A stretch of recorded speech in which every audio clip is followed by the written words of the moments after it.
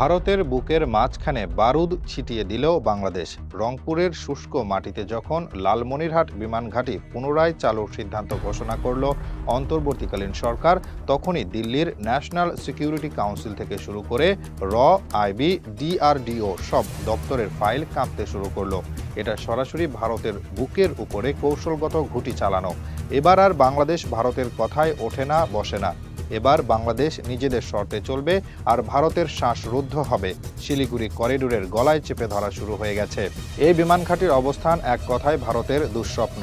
Siliguri corridor, যেটা ভারতের জন্য জীবনরেখা, ঠিক সেই করিডোরের অদূরেই দাঁড়িয়ে যাচ্ছে বাংলাদেশের সামরিক শক্তির এক নতুন কেন্দ্র। একটা ঘাঁটি দিয়ে যদি পুরো উত্তর পূর্ব ভারতের রেললাইন, হাইওয়ে, স্যাটেলাইট টাওয়ার, সামরিক ডিপো আর যোগাযোগ ব্যবস্থা পর্যবেক্ষণ করা যায়, তাহলে সেটা বন্ধুত্ব না, সেটা হবে কৌশলগত শাসন। আর বাংলাদেশ এবার সেই খেলায় ঢুকে পড়েছে। একটানা দাদাগিরি খাওয়া বাংলাদেশের এখন পিঠ দেওয়ালে ঠেকে গেছে না, বরং সে এখন দেওয়াল গুঁড়িয়ে সামনেই এগোচ্ছে। দীর্ঘ সময় ধরে লালমনিরহাট ছিল অবহেলিত। 1957 সালে যে বিশাল জমি বিমান বাহিনী নামে অধিগ্রহণ হয়েছিল, তা পড়েছিল ধুলোয় ঢাকা।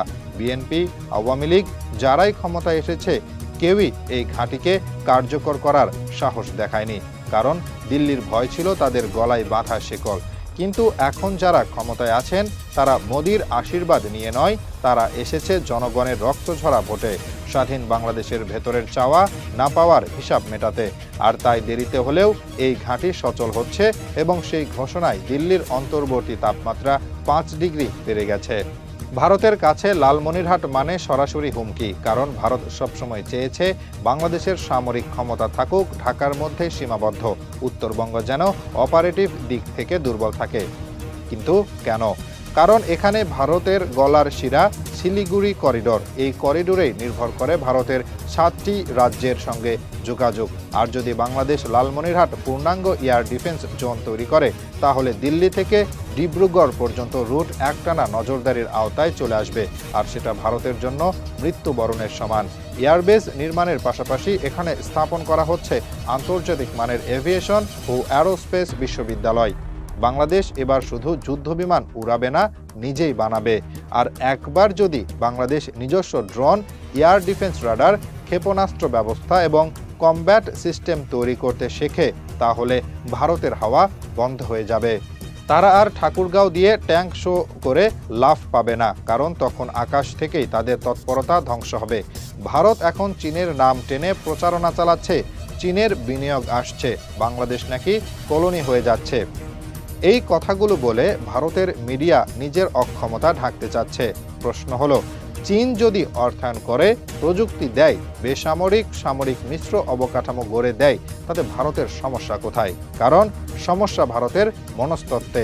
তারা এখনো ভাবছে বাংলাদেশকে নিয়ন্ত্রণ করতে পারবে।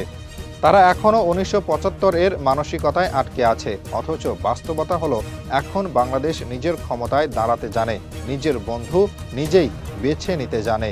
এই প্রকল্পে সৌদি আরবের বিনিয়োগ ঘোষণা ভারতের চূড়ান্ত হারে যাওয়ার ঘোষণা। কারণ এতদিন পর্যন্ত ভারতের ধারণা ছিল ইসলামী দেশগুলো পাকিস্তান ছাড়া কাউকে সাহায্য করবে না।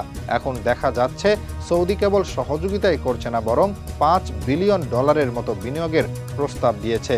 কাতারও আগ্রহ দেখিয়েছে। এটা ভূরাজনীতির ছক উল্টে ফেলার ঘোষণা। মুসলিম বিশ্ব এখন বাংলাদেশকে এক নতুন স্তরে দেখছে, যেখানে নেতৃত্ব তৈরি হচ্ছে, নির্ভরতা নয়।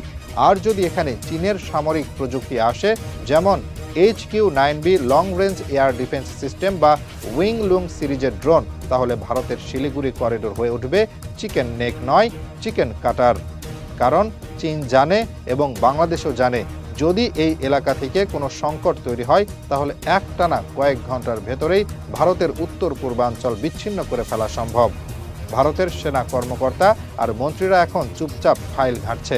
তারা জানে বাংলাদেশকে চাপে রাখতে হলে এতদিনের ব্যবহার করা চাপ, দম, লোভ, মিথ্যা বন্ধুত্ব এখন আর চলবে না। বাংলাদেশ এখন নিজের মুখের ভাষায় কথা বলে, নিজের মাটির শক্তিতে দাঁড়িয়ে থাকে। তারা আর ট্রানজিট সুবিধা দিয়ে খুশি রাখার জন্য বাঁচে না। তারা এখন নিজেদের নিরাপত্তার প্রয়োজনে নিজেই আঘাত করতে পারে। লালমনিরহাট বিমান ঘাঁটি এখন বাংলাদেশের নতুন কৌশলগত অভ্যুত্থানের ঘোষণা। যখন ভারত তার গোটা উত্তর পূর্বাঞ্চলের নিরাপত্তাকে একটি সরু করিডোরের উপর নির্ভর করে রেখে দিয়েছে, তখন বাংলাদেশ সেই করিডোরের গলা চেপে ধরার মতো অবস্থানে চলে এসেছে এবং এই বার্তাটা এখন পুরো বিশ্বে পৌঁছে গেছে। বাংলাদেশের এই ঘাঁটি চালু মানে স্পষ্টভাবে আন্তর্জাতিক মঞ্চে একটি ঘোষণা, বাংলাদেশ আর কারো মর্জিতে বাঁচে না। বাংলাদেশ নিজের মাটি, আকাশ, সমুদ্র সবকিছুর নিয়ন্ত্রণ নিজে রাখে। যারা একসময় মনে করেছিল বাংলাদেশ একটা কাদা মাটির দেশের নাম, আজ তারা দেখছে এই বাংলাদেশ এখন শত্রুর কৌশলগত সীমানায় আঘাত করার মতো বলিষ্ঠ রাষ্ট্রে পরিণত হয়েছে। লালমনিরহাট সেই বাস্তবতার প্রতীক। এই ঘাঁটির পূর্ণ সক্ষমতা এলে ভারত সামরিকভাবে দুটি মারাত্মক ঝুঁকিতে পড়বে। প্রথমত, তাদের উত্তরের 7 সিস্টার রাজ্যগুলো চট্টগ্রাম বন্দরের উপর থেকে যে কোনো সময় বিচ্ছিন্ন করা যাবে। দ্বিতীয়ত, বাংলাদেশের উন্নত আকাশ প্রতিরক্ষা এবং নজরদারি ব্যবস্থার কারণে ভারতের পূর্বাঞ্চলীয় সেনা মোতায়েন একেবারে উন্মুক্ত হয়ে যাবে। অর্থাৎ চীনের পশ্চিমাঞ্চলীয় সামরিক অঞ্চল আর বাংলাদেশের উত্তরের নতুন সামরিক বলয় দুটি কাঁটায় মোদী সরকারের কৌশলগত মহাপরিকল্পনা ছিন্ন ভিন্ন হয়ে যাবে। ভারত আজ দাঁড়িয়ে আছে এক ছিন্নমূল আতঙ্কের সামনে। তারা জানে বাংলাদেশ যদি চীনের টেকনিক্যাল সাপোর্ট পায়, high altitude long range radar, মাঝারি পাল্লার missile system, drone squadron, multirole fighter jet squadron, তাহলে এই পুরো অঞ্চল ভারতের সামরিক নকশার বাইরে চলে যাবে। আর ভারতের কাছে এমন জোন থাকা মানে সব স্ট্র্যাটেজিক ব্যালেন্স একেবারে চুরমার। শুধু সামরিকভাবেই নয়, বাংলাদেশের এই ঘাঁটি আঞ্চলিক অর্থনীতির নতুন গেম চেঞ্জার হয়ে উঠবে। লালমনিরহাট থেকে সরাসরি ট্রান্স হিমালয়ান লজিস্টিক করিডোর তৈরি করা যাবে, যেটা ভারতের একচেটিয়া ট্রানজিট সুবিধাকে ধ্বংস করে দেবে। নেপাল, ভুটান, এমনকি উত্তর পূর্ব ভারতের বাণিজ্যিক প্রবাহ এখন বিকল্প পথে যাবে। ফলে ভারতের অর্থনৈতিক চাপ, ক্ষমতা কমবে এবং বাংলাদেশ আরও বড় আঞ্চলিক শক্তি হয়ে উঠবে। লালমনিরহাট বিমান ঘাঁটির মাধ্যমে বাংলাদেশ নিজের কৌশলগত অবস্থান নতুন করে সংজ্ঞায়িত করছে। রংপুর, সৈয়দপুর, চিলমারি, বুড়িমারি সব বন্দর ঘাঁটি এবার সামরিক ও বাণিজ্যিক হাব হিসেবে কার্যকর হতে শুরু করবে। এর মানে দক্ষিণ এশিয়ার পুরো উত্তর পূর্বাঞ্চলে বাংলাদেশের কৌশলগত চাপ এমনভাবে বাড়বে যা ভারতের গত 50 বছরের কূটনৈতিক স্বপ্ন এক লহমায় ভেঙে দেবে। আর ভারতের প্রচার বাংলাদেশ চীনের উপনিবেশ হয়ে যাচ্ছে, এই কথাগুলো আজ নিজেকেই হাস্যকর করে তুলেছে।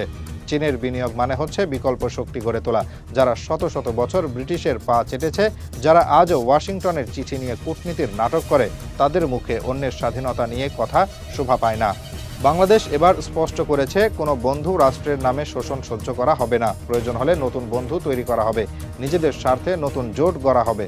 আর লালমনিরহাট বিমান ঘাঁটি সেই সাহসিকতার, সেই জাতীয় স্বার্থের প্রতীক। এখানে কোনো দয়া, কোনো নতজানু নীতি নেই, এখানে আছে এক টুকরো স্বাধীন ভূমির গর্জন। ভবিষ্যতে এই ঘাঁটি হয়ে উঠবে বাংলাদেশের আকাশ প্রতিরক্ষার প্রথম স্তম্ভ। যুদ্ধ শুরু হলে উত্তরাঞ্চল থেকে আকাশে আগুন ঝরবে, আর যদি কখনো শত্রু সাহস করে ঢোকার চেষ্টা করে, তাহলে এই ঘাঁটি থেকে তাদের পিঠ ভেঙে দেওয়া হবে। এটাই হবে দক্ষিণ এশিয়ার নতুন সামরিক সমীকরণ, যেখানে বাংলাদেশের ঘাঁটি গোটা অঞ্চলের কৌশলগত ভারসাম্যও নিয়ন্ত্রণ করবে। ভারতের জন্য দিনকাল আর আগের মতো থাকছে না। এখন তারা যা দেখছে, বাংলাদেশের আকাশে নতুন পতাকা উঠছে, বাংলাদেশের আকাশপথে নতুন শক্তির অভিযান শুরু হয়েছে এবং সেই পতাকা, সেই অভিযান ভারতের মাথার উপর দিয়ে ঝড়ের মতো বয়ে যাবে। বাধা দিতে পারবে না, ঠেকাতেও পারবে না। লালমনিরহাট এয়ারবেস হয়ে উঠবে বাংলাদেশের সম্মান, বাংলাদেশের আস্থা, বাংলাদেশের প্রতিরক্ষার অনতিক্রম্য দুর্গ। আর যারা এতদিন বাংলাদেশকে ছোট করে দেখেছে, তাদের চোখের সামনে নতুন ইতিহাস লেখা হবে। বাংলাদেশের লালমনিরহাট থেকে দক্ষিণ এশিয়ার আকাশের দখল বদলে যাবে।